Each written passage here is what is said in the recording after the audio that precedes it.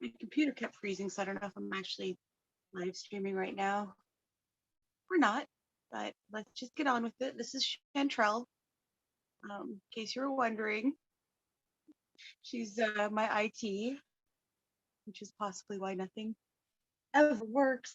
Um, so we're going to do a quick intro to the Seedling CSA passport, which is this right here, this little book that comes with the Seedling CSA membership, and just go over it a bit so you can kind of start to get the idea of how it works. And then, as you can see, whole array of seeds I'm going to start. And at that point, I'm going to start a movie because it's going to be like 2 hours of just starting seeds. So, yeah, that'll be that. So what are we starting today? Tomatoes, ground cherries, talking about what's going on in the garden right now, some flowers, some of which should have been started a while ago, but let's just call it the second round instead of saying that I didn't get them in earlier. And then we have the beginning of all of our herbs coming in for the year. So I'm going to go ahead and do the intro for passport. See how close can I get this to my face?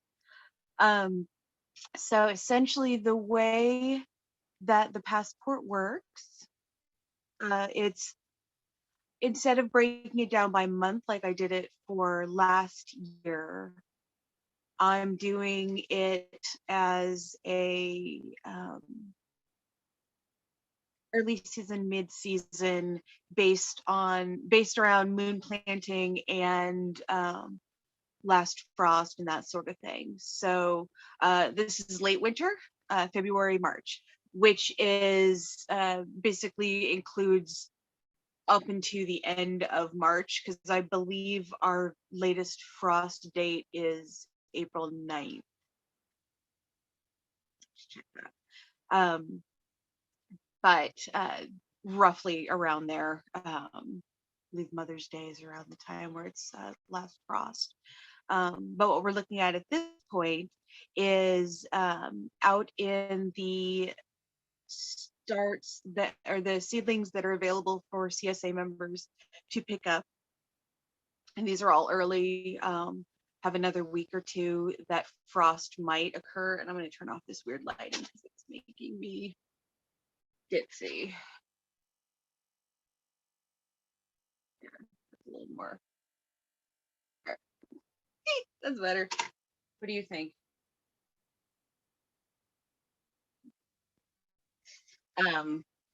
So starts that are out there available right now have two kinds of cosmos. They're all very early, so they're probably not wanting to go outside quite yet. But instead of having the single pack of broccoli, cabbage, Brussels sprouts, and broccoli, cauliflower, cabbage, Brussels sprouts, I have those in 6 packs right now. So if you want to take them home, repot them, and get them to bigger size, you'll get the 6 times the Brussels sprout or whatever start for the same amount, where you get a larger plant later on. So that's basically one of the benefits to the CSA members, to be able to go ahead and take those young seedlings and produce a lot more for the same amount of price for me to mature them, basically. Okay, so we have lupine, brassicas, onions, lots of onions, both green that are scarlet bunching and evergreen white, and rambling onions, crawling onions, something like that, and a yellow, like yellow onions. Couple other do have early artichokes, and those are repotted a couple days ago. They seem like they're really doing well. I give them another week to put them outside if you want to come pick them up, it would just be greenhouse or inside for another week or so, or just leave them here and I'll take care of them. What's coming out new this next week? Potentially peppers, early peppers. I have jalapeno and poblano, more onions. The artichokes will be ready to go home, if not go out in the ground. I have plenty of those for members. What else is- Anyways, so for now, let's go ahead and go through really quickly the seeds or the membership kits. Um, So you get a box. This one's not quite totally put together, but you get the general idea. This will be on the top. And that is a listing of seeds that you can expect and around what month to expect them and what month they'll be included in with your packet. And on the back is a basic seedling schedule. And this is attached to the lid. And the idea is this can go in your car. So whenever you pick stuff up, you can keep all your gardening receipts. You can keep all of the seedlings or other seed packets. Like if you pick up other seed packets, I got a box that's that perfect size. So you just kind of keep everything together. So the first time that you come and pick up your packet, it comes just like this. And you can go online or print out your own copy of the full seedling instructions, or just in your booklet here, it has a basic introduction to all of the seedlings so that you have a basic starting point of what to think about, where to go, and then come and join the classes or ask me if you have any more questions. So that's what comes with that. We're about to go into the seeds in just a sec for planting suggestions for this area because I got my first seeds in the ground. And that is super exciting because they are, of course, fava beans. Fava beans. Okay, so that is what comes in your box. And luckily enough, I have the color coordinated. This is your whole membership kit. And so this is a membership card. And then you have, and this is the supplemental version of this passport that eventually you will get once I know how many members, because the more I order, the cheaper that they are. I'm considering selling these separately because if I order enough, they come pretty cheap. But we'll see how useful they are this year first. It's all an experiment, right? Okay, so at this point you get the first few seasons supplemental, and so just a quick stitch on the sewing machine, and you get saddle stitch. And so it goes into basic information of what you can expect, when you can expect it, quick Q&A, and then it goes through classes and events, and these are all the online events and everything. I'm considering doing some of the classes on a very limited in-person basis because I think people are starting to get the rules of how things work, and it would be all outside. So having 4 or 5 groups that can sit safely distanced but actually like see the planting happening, so that's something I'm considering. I think it could be done safely. I guess it would depend if members want to chime in and let me know how they feel about that. You can message me or whatever, because I want people to feel safe, and I think it can be done safely, but that would obviously be my priority. So yeah, in the supplements you have all the classes and everything. And when you go to the membership section, it has this same listing, but it actually has the Zoom meeting number. You can access the classes without going through the class sign up and payment process because you're members, so it's all free. And that just makes it a lot easier. So you can go to the members only section on the website, craftykiki.com/CSA. You do have to sign up, and then I'll send you like approval and everything. And then you'll be able to go in and look at what's starting, what's growing, what's available, when to start harvesting, what to look for when you're harvesting, all the stuff, just all the stuff. again. And it goes through offerings for the month, to-do lists for the month, what you should be thinking about. We're actually going to go over the one that's applicable right now, which comes planting log, seed log, and then introduction to the seedling that are available, when to plant, what to plant, how to plant. And it's all the stuff that I'll be going over in these classes. And then a quick introduction to companion planting. So that is what you get within your supplemental CSA passport. I should have these available, I believe, after April, because I'm going to be cutting off, or by the first or second market in April.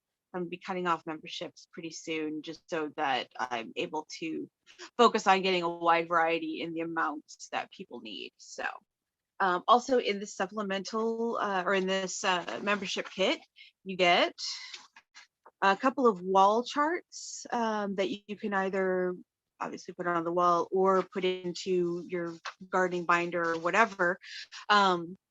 A crop planting chart by alphabetical, how far apart. It has some reference to square foot planting, quick tips, when you can harvest, timelines, all of that sort of thing. And so that's by alphabetical.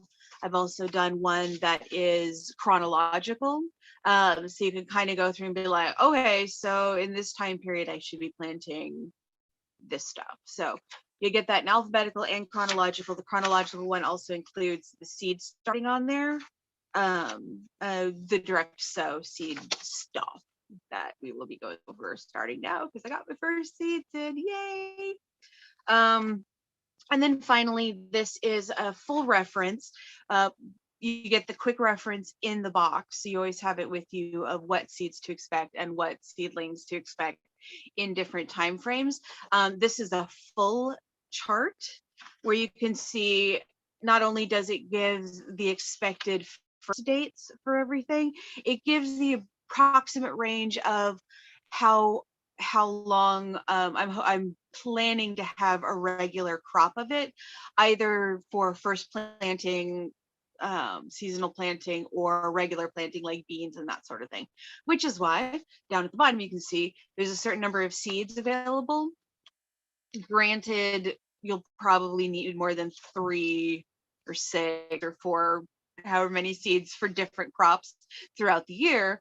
So what happens is you get a package every month that has 4 seeds, 5 seeds, whatever, and then you just know, okay, I start this many. And if you have an exceptionally large family, just let me know, because generally you can leave stuff that you don't want, because I'm just including everything, and if some of it's stuff you don't want or end up not planting, you can just bring it back to the shop and put it in the free for all seeds area bucket that's going to be going on. But if you need extra, just let me know. I can throw some extra into your baggie. Yeah, and then just return the baggies, and those can be reused because they are all nice labeled, and it's going to be the same seeds every year for the most part. So there you go. So there you go. You have that as well. So that is everything that comes in your packet, and they all really focus. They all really focus on when to do stuff, how to do stuff, what to expect, and just giving you time frames for everything, because that's part of the most difficult thing. It's like, what zone am I in, and what should I be planting, and when should I be planting it? And as things are shifting, it's going to be one of those guessing games, because I wanted to get seeds in the ground today, but it was like raining like insanity. It's like, okay, well, I guess I'm not gonna be planting thus and such. Now it's like gorgeous and sunny. So it's like, okay, do I go outside and plant? I don't know. So yeah, I'm gonna be working on trying to figure out how exactly to do those, because it's hard to plan when it goes literally from hailstorms to sun back and forth on days where it's like, yeah, it's just supposed to be kind of cloudy. It's like a little more extreme than that. So that is what you get in your packet. In following weeks, you get those same packets of the different seeds and everything, only they'll just come in a baggie. And then Again, just bring back any of the baggies and everything, and those will be reused. If you have any questions, message me, that sort of thing. Blah, blah. Those are membership kits. Okay, done that. Unboxing. Awesome. Let's get into the seeds now, because that is next on the docket. I put some sweet pea starts out and they didn't immediately die. So unless we have another hard frost, sweet peas are good. Not sweet peas, snow peas, snap peas. Not pole peas yet. Hold off on those. Actually, let's go through the seeds that are listed so I have some sort of continuity in what the hell I'm supposed to be talking about right now. Okay. So, are they? Let's go to this because this has it all in a quick little thing. So, carrots and arugula and beets can go in the ground right now. Carrot seeds I'd wait on a little bit because they are smaller, unless you're doing them in something that's protected from heavy rain. I think we're going to be getting heavy rain for the next week or so. We'll see, we'll check back after that, but I would hold off on the carrot seeds, unless you wanted to do some sort of a covered, like if you did a carrots in a pot and put like a glass plastic, some sort of sheet or cellophane or polyurethane, whatever, clear plastic over it, because those are the most likely to get beaten down too deep so they won't germinate, or washed away so you get like 20 carrots like growing right along the side of the container. So I would just hold off on those. Beets you could probably get in the ground right now. I actually have beets coming in from last year, so I'm just going to harvest those for a while. And beets I'm actually going to be doing in containers this year because I really like the beet greens more than the beets, in salads and smoothies and all sorts of deliciousness. So I'm going to be doing them in pots, so they're right next to the house so they can be harvested along with arugula and other greens. So beets to be fine. Arugula I would wait on, just like the carrot.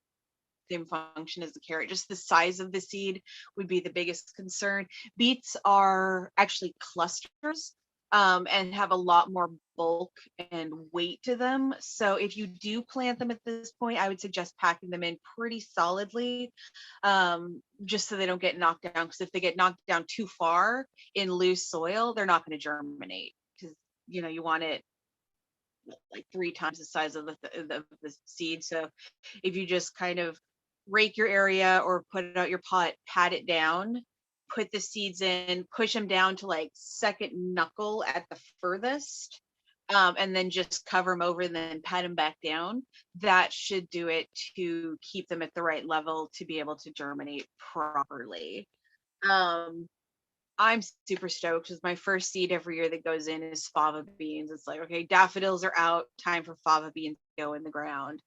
And it might feel a little early to be putting them in the ground, but it's like we're in that middle area right now. But fava beans will take it and they will be fine with it.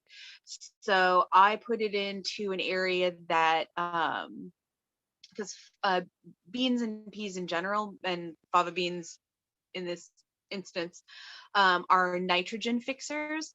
And so they'll go into soil that has been deprived of nitrogen and be super happy in it. So I'm planting fava beans, peas, and that sort of thing in areas that I lost control of last year that got overtaken by grass and that sort of thing, because grass is just like sucks all the nitrogen out of it and makes it no longer soil. It just, it's kind of like what people are to cats. Uh, so I'm planting them in areas that got taken over by grasses last year, that the soil is still fine. And it actually, once it's knocked out of the soil is knocked out of the roots, the The dirt itself is fine, but it's just not nitrogen rich. So putting it in an area, and I'm also using it as a privacy shield because fava bean plants are expected to grow 3 to 4 feet, but in the area that I planted them last year, which is right adjacent to where these are, same sun conditions, everything, mine got to like 6 feet. They were taller than me. So there's definitely a lot of potential within fava beans and growing those as a privacy shield. I think I got like 6 or 7 beans in the ground. And it was adorable. This couple that walks by all the time, they're like, "Oh, nice day." And it's like, "Yeah, I'm getting my first seeds in the ground." And the husband was concerned that it was very early, and I just, "Oh no, it's fava beans. They're made for." He was not interested in any way, shape, or form. But yeah, fava beans are my absolute. They're a phenomenal plant. They coordinate nicely with artichoke, which is also another thing because they're kind of like if a bean plant had a baby with a sage plant, pretty much what the plants look like. And they work really well for designating space, privacy, basic privacy shield. They do not like to be used as runners for other things like corn. If you do the Three Sisters, you're going to get the corn is fine with beans growing up around it, and it's fine with squash growing at its feet. No, fava beans, raining again. It looks gorgeous out there, but it's raining again. Which the fava beans are going to love because they're getting pounded into the ground really nicely. Um, so I planted them so that they run about an inch behind a buried soaker hose because fava beans love water and they don't mind a wet foot. A wet foot being the roots. Like beans are okay with a wet foot, peas hate a wet foot. So you have to really consider that in your placement. So the way that I did it is there's grass. Let's see if we can do a thing. I have an idea. Let's see if this works. Okay, can I draw a picture of what I'm talking about? Let's see. Okay, so you have the layer of grass. So that's the grass. Okay. And then I cut straight down about 5 or 6 inches. Um, and then I cut this grass really short. And basically what I'm trying to create is a area because grass takes up maybe 40% of my main growing yard. um, if you look at the garden plan, you can see how completely bizarre my setup is because I have an L shaped like right on the street. So that's my little homestead. So water catchment is something that I'm working towards. But within the idea of permaculture, you're wanting to look at the natural state around what you're trying to do and use that to your benefit. Well, I'm also of the mind and the process of taking modern technology that is not like modern technology gadgets stuff like that, but soaker hoses, like how can I create the waterways that I need um, in a way that is not intrusive, it is not wasteful, it is not negatively impacting my space, but not only that, it is positively impacting my space. So with this yard prepping like this, basically what it does is it creates a table. Okay. And so water comes down from the little clouds. Is that reading at all? Yeah, it reads. It totally reads, right? Yeah, cool. So the water comes down and hits the grass. And so this grass in the middle is like, woohoo, grass or rain. So during the season it gets whatever rain that it gets. But because I cut this really short, that tends to cause a little bit of die off, which causes this rainwater to want to go down into that space. Okay. So once it's down into that space, you have a sort of passive reservoir. Okay. Um, Within this grass space, I just let it die off during the winter or during the summer because it is luscious and beautiful for like 50% of the year, regardless of what I do. But this year I'm actually, because it is waterlogged as mofo right now, like it has mud spots and everything. So I'm going to be going with the old pre Taj Mahal weird imperial version of a lawn came around. I'm going to be wild sowing clover seeds to the entire area of the yard. And people are always like, oh, but that brings bees. But yeah, it brings the kind of bees that aren't gonna mess with you unless you're like kicking at them. So yeah, whatever. You have enough flowers, you have enough other stuff. Plus nitrogen fixer again. So the balance of clover and grass together is really phenomenal for your yard.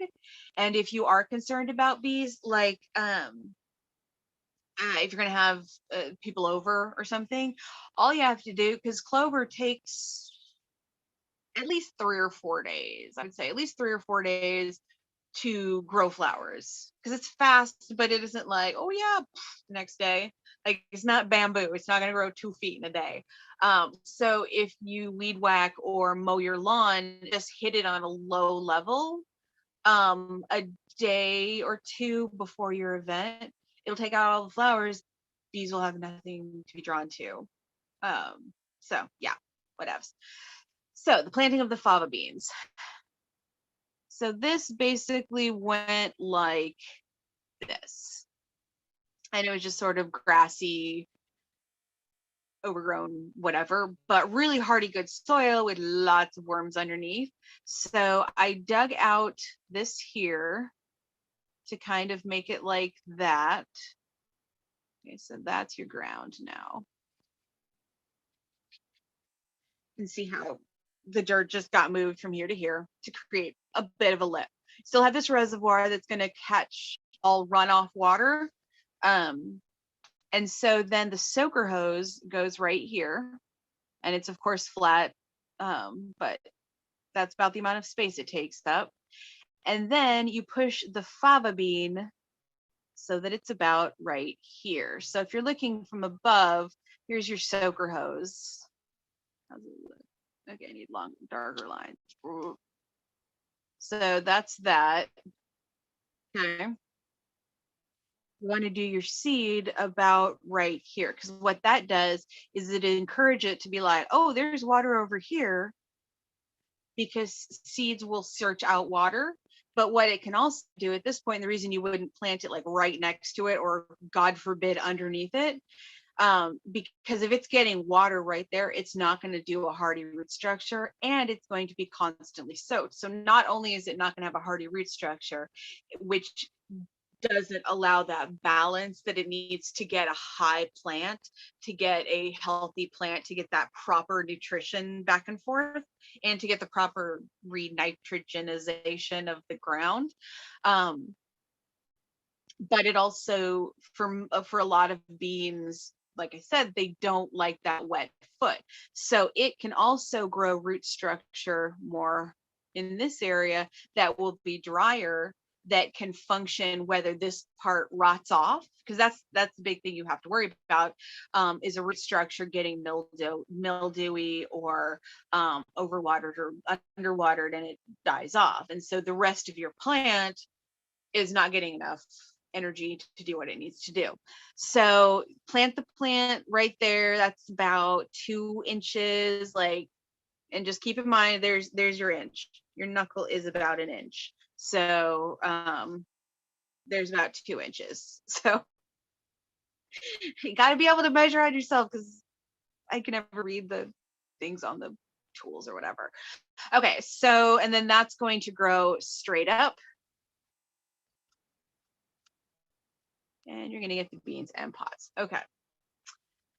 So they need and then the final step of it is to bury with new potting soil compost. I've been watching Plant Cook Eat. Plant Cook Eat. I think that's it. Plant Cook Eat. And whenever the cook in the second season says, and put it all in your compost, so they can giggle every single time.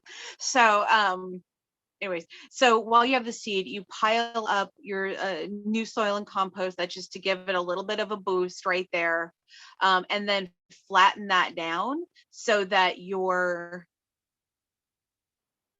want this completely covered, and then you want it about down to where the seed level was, and that nice compacting of the soil will, in addition to allowing the seed to get a better foothold, feel a lot more comfortable in that foothold, it also pushes down on the soaker hose, leaving less of a chance for a side to wash out. Because what you're looking at with soaker hoses, most of them are black, like pretty much they're all black. Well, what happens to black stuff when it's in the sun? It gets hot. And so you're looking at, if it's 90-degree outside, you're looking at a soaker hose that could have water in it that is in the neighborhood of 100, 110, like hot enough that if you were to touch it as it came out, I'd be kind of like, you don't want that water directly on your roots. That's what it's going to cause root rot and that sort of thing to that when you get boiling water dumped on delicate not foliage, root structure. So if it's buried like this, you don't have that issue of hot water. I will strategically have spots that aren't covered in dirt, but then I will have a rock on top of them, not a heavy rock, but a rock that's sort of leaning against it, not so heavy that it will crush it, but just enough so that it'll sort of sit on it. Because then on really hot days, what happens is the rock warms up, and which allows the temperature of the water in that area to just get a little warmth out of it.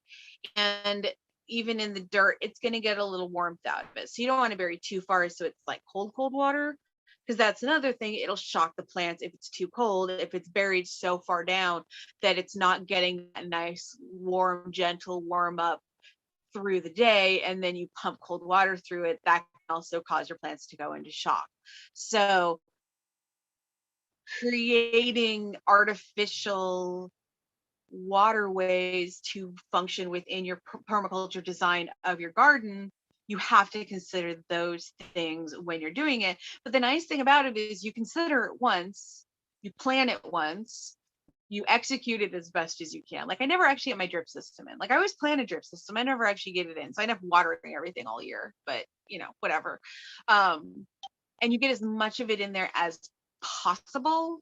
Then you're looking at very little that you have to do. Like not last year because 2020, but I benefited it in 2020 because I had the structure set up, although I never remembered to turn the sprinkler on or the water thing on, water thing, irrigation, never turned my irrigation stuff on. But basically the first year that I lived in this space, I went through and set up a structure that had all of, I think I have like 150 feet so far, and I have another 50 to put out there of soaker hose. And I put them in, and then I just plan around those as though they were a naturally occurring waterway. So being mindful of the heat is important, obviously. So I got the fava beans in, which makes me very, very happy because it's first beans in. It's gonna be a good year. Hopefully, where's some wood? Yeah, this is wood right here. So that's for Cindy. Okay, so let's get back to the waterway. another reason you tamp it down to sort of that sort of shape is so that the water wants to go that way. The water wants to pull down that way. So you have this reservoir. What happens is that is another further deep watering tool to help to keep everything's roots moving downward. And so as this slowly works into the water, it basically does that. Water doesn't just go straight down. It generalizes because of the tertiary strength of the skin as it, goes down between the rocks. Let's just say that's pebbles of sand, pieces of sand, whatever. Pieces of sand. It doesn't just go, oh, I'm going to go straight down here. No, what it does is it's like, okay, here's two things to cling to. Oh, and here's two things to cling to. And so it just naturally builds outward as it goes down. Okay. So what you're doing is you're creating this spot where your grass is actually getting enough water, like it just pulls in whatever it does, and whatever it does, like whatever, you die. Cool. Awesome. It's also a really good way to keep moss from growing because it allows water to run off, which allows for less standing water. Okay, so you have this reservoir that's causing everything's roots to get deeper.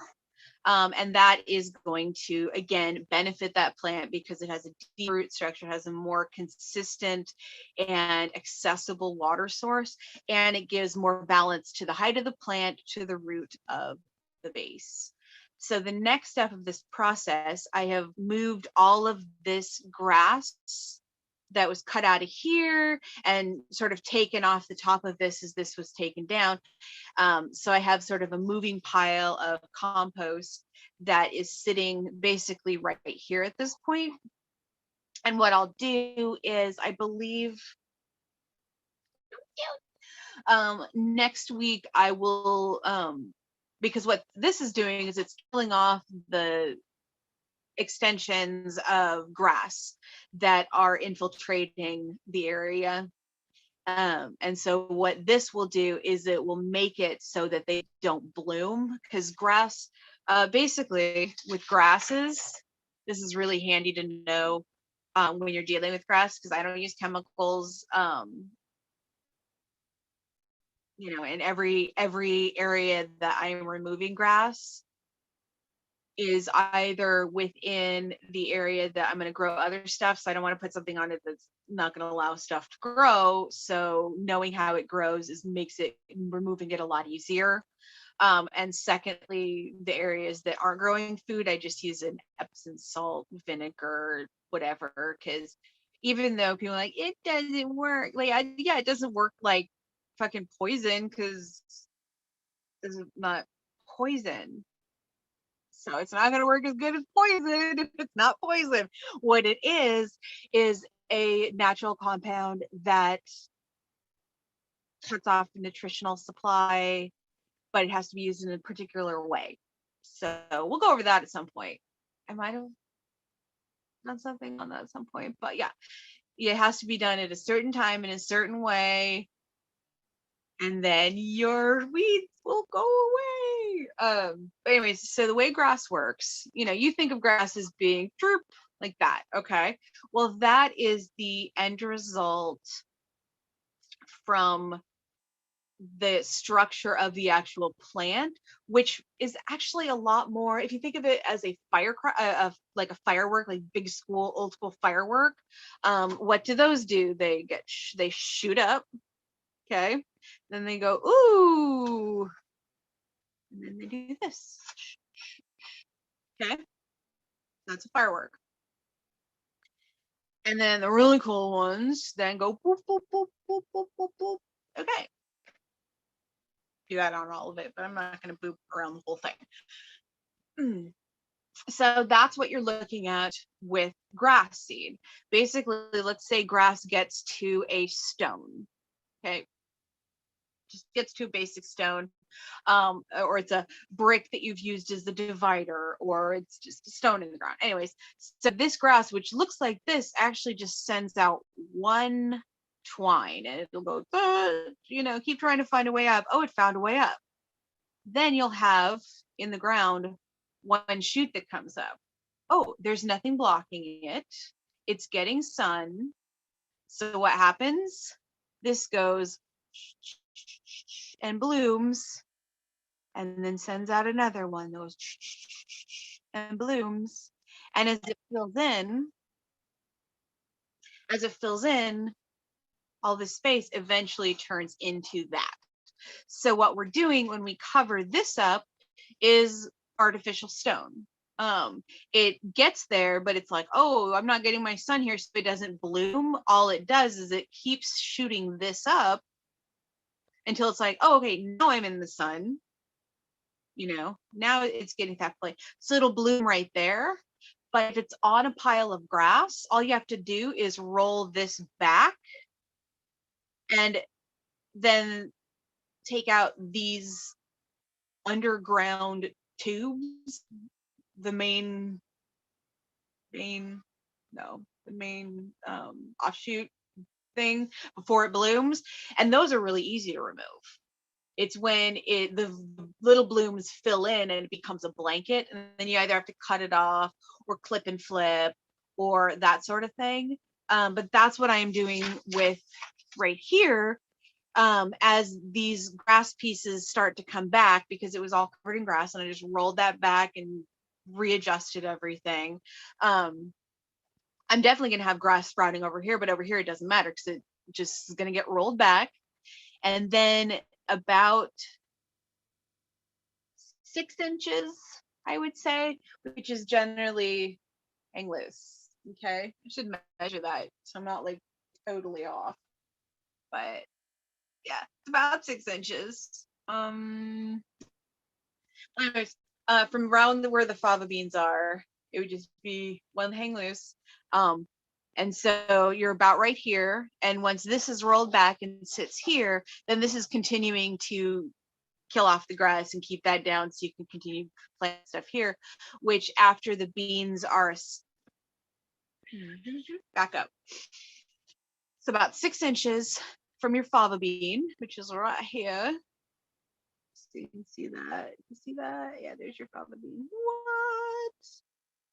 They're so good. Oh, they're so good. And falafel, fava beans and garbanzo beans, falafel, so good. And I guess they're great with a nice Chianti, but I haven't tried it, so that's on you. Okay, so about 6 inches. That is on the ground. Excuse me for a sec.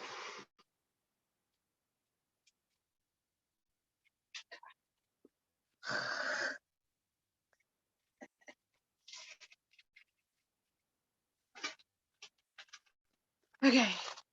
So, that was exhausting.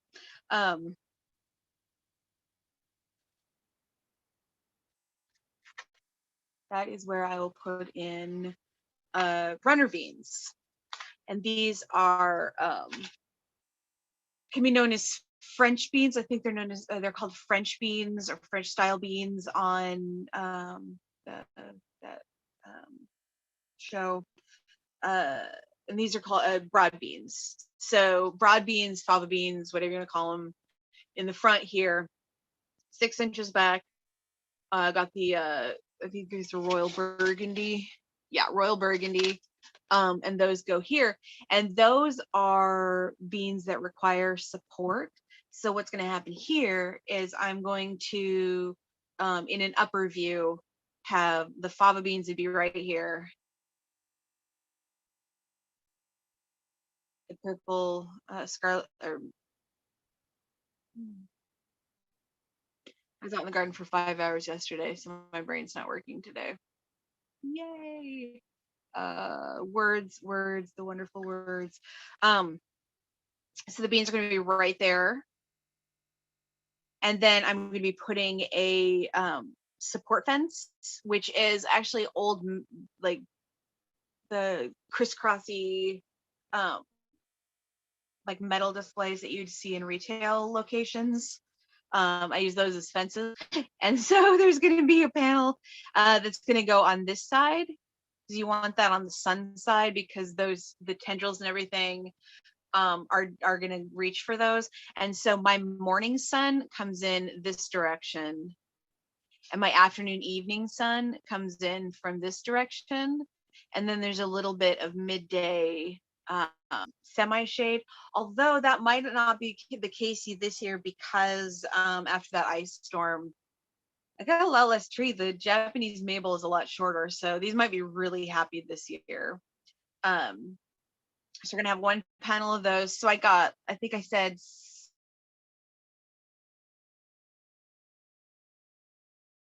5 or 7 fava beans in, that's right next to the hose, and then 6 inches back, I'll probably get in those you want to do. It depends. I do mine partially as a privacy shade as well. So I do mine a little tighter than would be advisable for high crop yield. Because I do beans all over my yard, both as privacy, primarily as like privacy and dividers and stuff. So I don't expect to get as many beans off of each plant, but you still don't want to get them more than 6 inches, 6 to 4 inches, maybe. And the nice thing about the way this works is that they are right at the top of this. They will get all of the water running off of right here, but because of the hydrostatic or the hydrodynamic suction, I don't know, the way that the water functions within this, the water will be coming down off here. It'll run off here because this is, all slightly downhill. So it'll come and it'll give the beans the water that they need, but then it will be drawn down by this water pressure. So not only will that keep the beans from getting a wet foot, because like I said, they can handle a wet foot. They do not like a wet foot. And they will not grow as much if they have a wet foot. Like they just don't like it. They just don't like it. So this way they'll get plenty of water. Then it'll run off. They'll be able to attach to this fence. Totally not to scale, but that's about 1 inch to 2 inches in front of where, like, it's hose about 2 inches to fava bean, then about 6 inches to the next bean, and another 2 inches to the fencing. And what that'll do is by the time that the plant itself is 2 inches tall, it will be bending towards the place that it gets the most direct sunlight. And that is definitely that afternoon, evening, which is going to force it to be like, oh, I'm going to grow over here. It'll latch onto this very, very structural fencing, which it'll appreciate, and then it'll go up, and then those panels, here, I'll do another sheet. So the panels are basically like this. They look kind of like cow fencing, but like fancy, and my roommate just has a bunch from whatever, so I use them for fencing and trellising and that sort of thing. So that'll go down. It'll have bamboo that is about 6 feet, 5 feet tall. Because the plants, you can imagine, they're one of those things where they might get 2 feet tall, they might get 20 feet tall. It just depends on, but you can grow them often enough that you'll know in that location how much they'll want to grow. And so the beans will work their way. Let's be sure, am I in frame? Yeah, I'm in frame. Highly technical. So you have your beans. I think these are like 4-inch panels. So just imagine that they're done every 4 inches. The beans start to come out and they'll start to trellis up here. And eventually they'll get to the top of this because it's only maybe 4 inches tall. But the big thing with trellising beans and peas and but that there is the time at which they build their roots, and the more stable they feel as within the structure of how they're growing, that will foretell how they'll do overall. So if they're not getting enough light, if they're not getting enough water, if they're getting too much water, if they're this, if there's that, blah blah blah, the bazillion different things you have to think about when planting anything, but beans in this case, um, they will grow as well as they grow in their first month, basically. Which is why there is a window if you're going to be doing starts, that as soon as it becomes root bound, it'll grow, but it probably won't get more than like 2 or 3 feet, because it thinks that its entire world is this tiny little space, and it's not going to feel secure. And plus, it's probably not latched to anything at that point, and they want to be latched to some structure by about 3 inches. Like if you see those feelers, the little tendril things that come out of peas, they look kind of like that. For beans, they look kind of like that. It's the same thing with hops and grapes. You want them to have that really strong base. So that's why I do a lot of my beans just from starts, especially this time of year. They're going to be fine if you just mulch them. So by the time they have these, you want them to be able to latch onto something. So when they get to about 4 foot, you have a good root structure. Once they get to that point of growth, you have solid root structure. So at that point, you're just going to want to encourage them to grow as much as possible, because now you're looking at a good healthy plant that's going to be looking for somewhere else to grow. And if it's not supported, it's like a really needy teenager. Like, okay, fine, I'll make beans for this 2 feet or 3 feet or 4 feet or whatever, but if you get me a car, I'll make it for 6 feet. So you have a lot of different options at this point. One thing that the way that I'm going to be doing it this year, let's just keep it with that, because there's a bazillion different ways you can do anything. And I'm going to be doing some bean teepees and stuff, because I have so much bamboo growing and harvesting and going through the process from the little bamboo wall that we have over on the side. So what I'm going to be doing with mine is taking a long piece of bamboo that I'm going to force a curve into it and let it cure for, let me see that. Yeah. And basically all you do to do that is you force it between two things so that it's in roughly the shape you want. Or you can put it in clamps or whatever. You basically just put it into whatever shape you want it in and then leave it for a little while, and it'll generally form to that shape. And so then it will be lashed using twine. Like it'll probably be, like the top foot of it or whatever. Because if this is 5 feet, then you're looking at this being about 6 to 7 feet, depending on, how long the bamboo is, that sort of thing. You can also just do something flat straight across. I just like stuff being fancy. So, and this doesn't even need to be a very very heavy duty one. In fact, you'd want it to be something lighter, because part of the reason I'm doing an arch is because of the basic architectural structure element of it. Because as these get heavier with your little fan thing, or it's going to be all cute and it'll grow up that, and then it'll grow up that, and then it'll hang over and it'll fill it out really nicely because it has multiple places to grow. And you'll just sort of be sure that this is not just going up like this. You're going to train it to go around that, either by lightly twisting it. We'll go over that at the time, or you can use little zip ties. I wouldn't suggest anything metal because those will corrode, but a little piece of like hemp twine, even poly twine. I mean, it depends on if you have the money to buy the fancy stuff or if you're using what you got, because honestly mine's going to be a bunch of poly yarn because I have lots of yarn. Poly cotton yarn, something like that.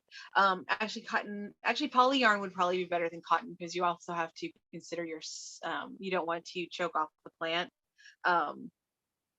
So loose just you're encouraging it to go up the twine. You're the string. You're not making it, because beans will just say, "Screw you, I'm going to die" instead. So as these grow up and get heavier, what is beeping? Oh, ah, I got 15 minutes left till my news is on. So at that point, I'm really just going to switch off the volume and stuff. I don't know. I might just log off because it's pretty outside. It's really nice outside. I might go outside instead of working anymore. I don't know. My heart's all messed up today because I made it outside yesterday. I got the fava beans planted. This is the archway that's going to happen. The nice thing about planting structures like this is that the first thing, you just plant the beans, and then this first step with the bamboo sides that will probably go into the ground about 2 feet roughly. And I might even do a central one as well, just to help the structure of it. But that doesn't have to go in. I mean, you want it there before the tendrils form, but if it's not there until the tendrils form, woohoo, you got it in. Because I mean, it's gardening. Even if they just grow on the ground, if you get a couple beans, woohoo. So yeah, there's always one thing to keep in mind when you're gardening is there is, the mice and men idea of, yeah, you can make all the plans in the world and then you get COVID. I'm not making a joke of it because 2020 sucked. This year is going to be so amazing and awesome. And I've discovered the joys of sitting while gardening. And so that's why I was able to be out for 5 hours yesterday.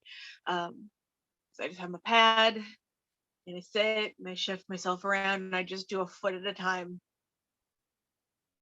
That's what we got to do.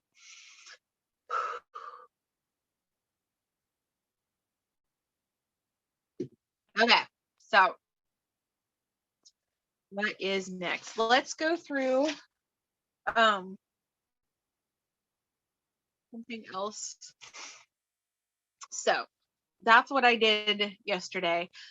Carrots and beets I might do in a couple days, depending on how this rain works out. But those are the seeds that you have. Seedlings, I have not put in my brassicas or my onions or anything.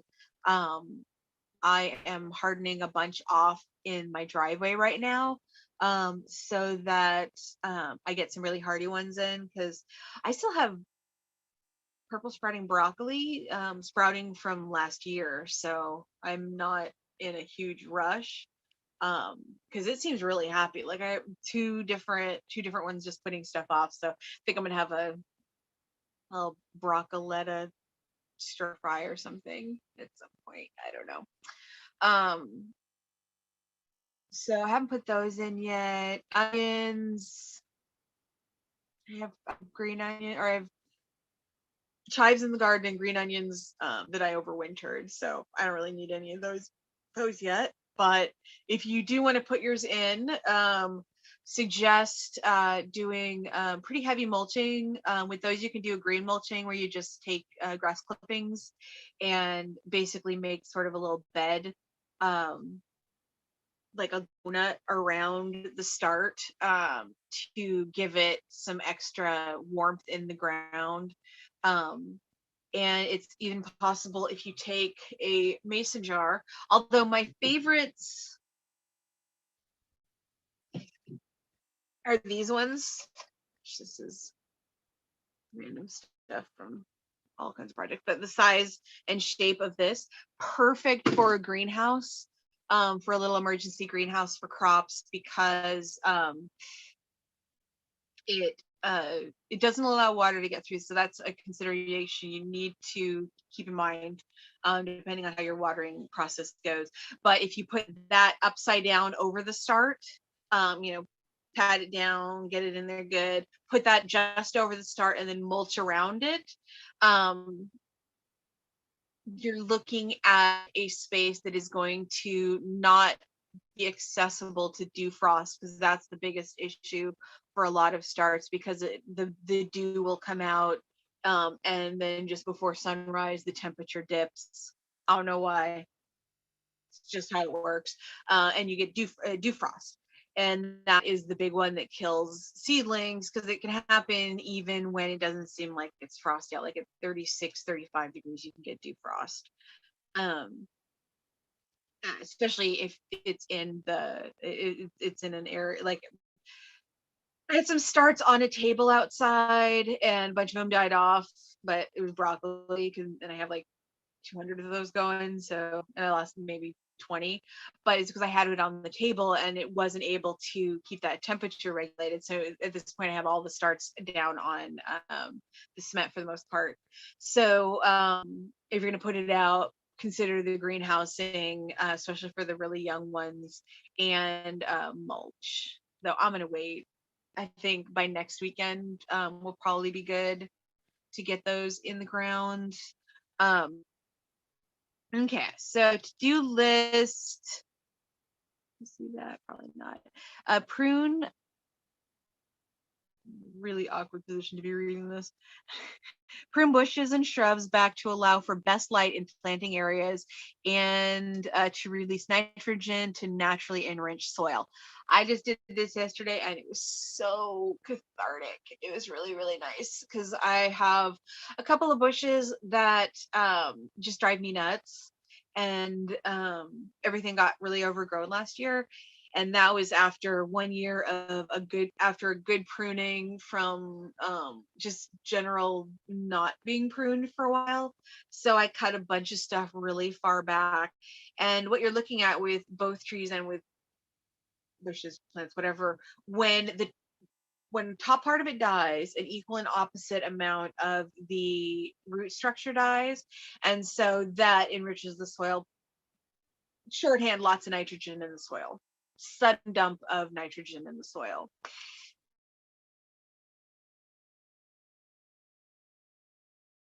So when that happens, everything else is left. And um, functions a little differently at that point. It will not grow as quickly. It does not get overgrown as quickly. So I planted my rhubarb in a spot that I kind of regret, but it was 2 years ago, so I don't want to move it at this point because it won't move. So I hacked back a bush that was blocking the sun, and already it's like, yeah, let's go. Slug control is another thing to consider. And so yeah, go out, trim your bushes back. This will be nice and cathartic, because after I'm sure your yard, just like every yard in Silverton, it looks a little different now after that ice storm. So I have a bunch of trees and bushes and stuff that need to be cut back, and I did a bunch of it yesterday, and we'll continue to do more. So that is something that should be happening in your garden right now. Um, and also with trim off, it doesn't look very pretty, but I leave trim off in areas that I'm trying to fight back grass, especially in areas that are going to be planted in the future. Like I have a whole patch out front that is going to be Three Sisters this year. It's going to be pumpkin squash and corn. Yes, pumpkin patch. And that's all stuff that deer don't really, well, corn, oh God, they love corn. But corn goes in when the theory is corn goes in after, or yeah, anyways, it's gonna be the front up there. So at that point, that's covered with a bunch of mint mulch, because there's mint right around there. It's overgrown with daffodils right now, but they die off by the time I have to plant the stuff in there, and not much else. So I'm piling cut off in those areas to help kill off what else is there, and then it's just sort of on a rolling progression of being pushed out of the way. So that's handy to do. You can also just put them in your green bin or whatever and get rid of it, but I don't really like putting plastic down that much. So like I'll put down all of the stuff for a other cardboard, or like bags from soil, that sort of thing. Put that down, or I'll just pile a bunch of stuff on it, because whatever you put on there, it's going to block some of the light. And that's the general idea. It helps to get everything moving along. Okay, start early seeds indoors for earliest planting outdoors. Done. On the way with that. So early crop seed outdoors and mulch as recommended. We've already gone over that. Got to do, there's certain things you can plant right now, certain things you should not be planting right now, but it's all a crapshoot. I mean, honestly, you can study gardening your entire life, and it's so much about knowing what you have to work with. And if you're doing container gardening, that can change every single year depending on what you learned on the last year.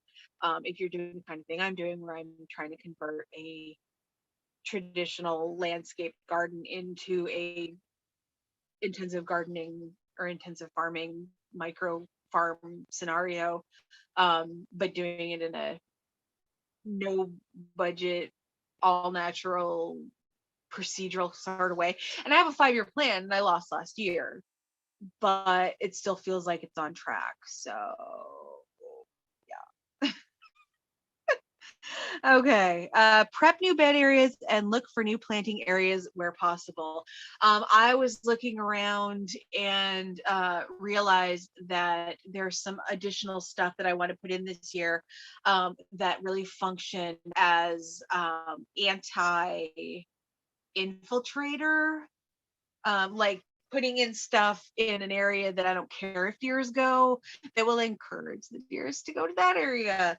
Because this year I was doing more targeted fencing. Oh, my back is killing me. Oh, I know. Lounge like a cat.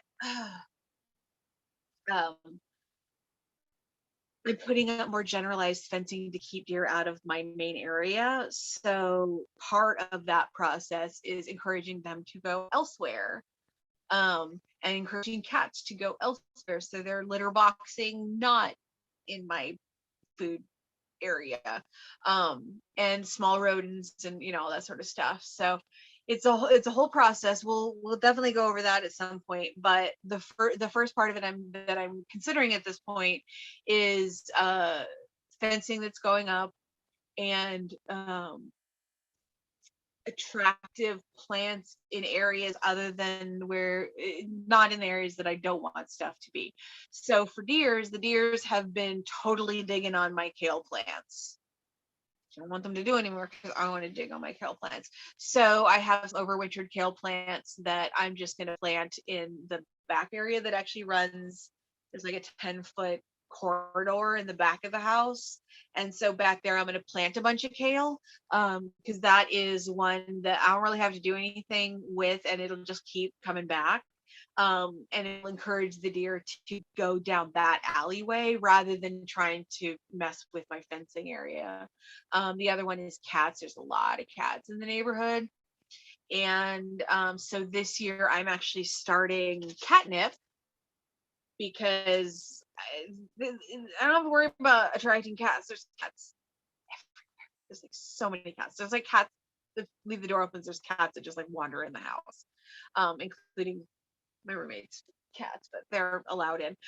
So what I'm going to do is grow catnip towards this back area as well, because that is an area that cats are back there anyways, and this will give them sort of a reason to not go into my gardening area, but to just like mess around back here. And then I can also harvest catnip, dry it, and put it in cat toys. So that is purpose of that, and we'll just see if yeah. So I think that is good for the day. I think I'm done. I'm tired. I need a nap. I wanted to do some actual planting, but I think this was a good intro. So let's just find a little bit on the book, and then I'm going to sign off because my back is killing me. But I got 5 hours in the garden. I have such a beautiful strawberry patch. so excited. And artichokes. Oh, I have such great artichokes this year. Oh, and all of the artichoke starts that I will have available are actually from my mama beast out there. So these are like second generation beasts that the original plant actually put off a legit harvest the first year, which they don't do. So, so in the book itself, what we're looking at, so that was the to-do list. We had the list of all the new seedlings and everything that are coming out within this time frame, which is we're right at the end of, like we're right towards the end of, yeah, 22nd today, last. So we're technically at the late winter because spring is finally actually sprung.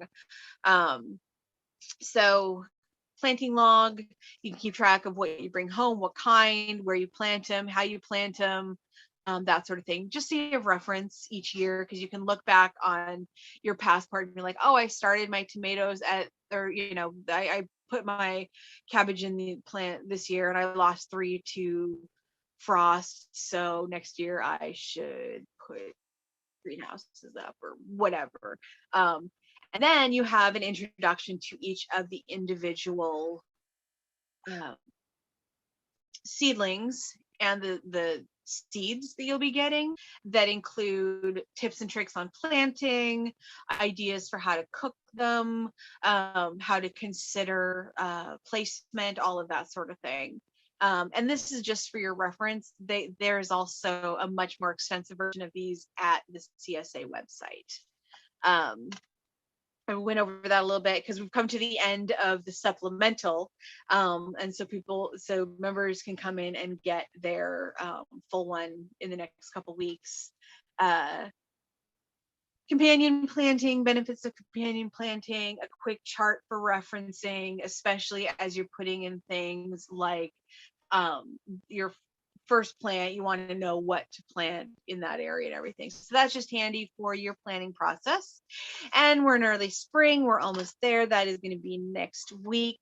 The big push, there's a good long list of stuff there, and I'll keep you updated as to what's going on in my garden. And it goes through planting log, all the seeds and all the dates and all the stuff. And so, yeah, the supplement is just the very, very beginning of this book, including winterizing your garden and using your harvest. So switching back to where we are right now.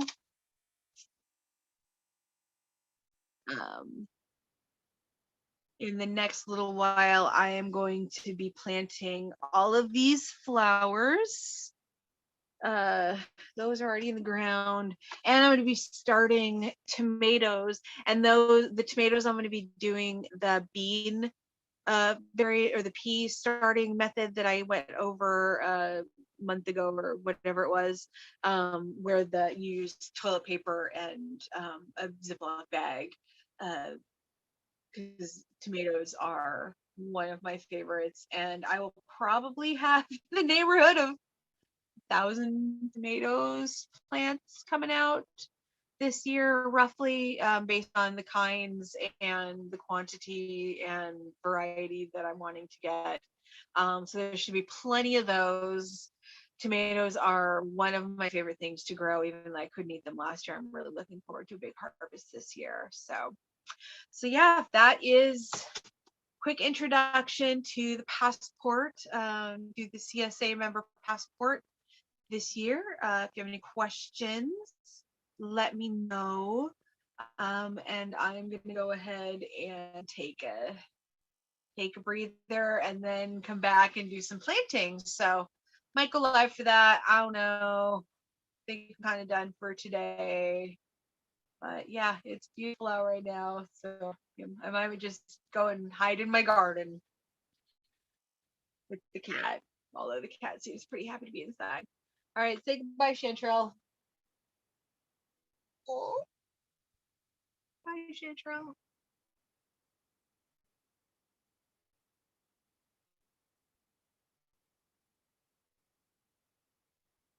No, you let me leave. Okay. Catch you on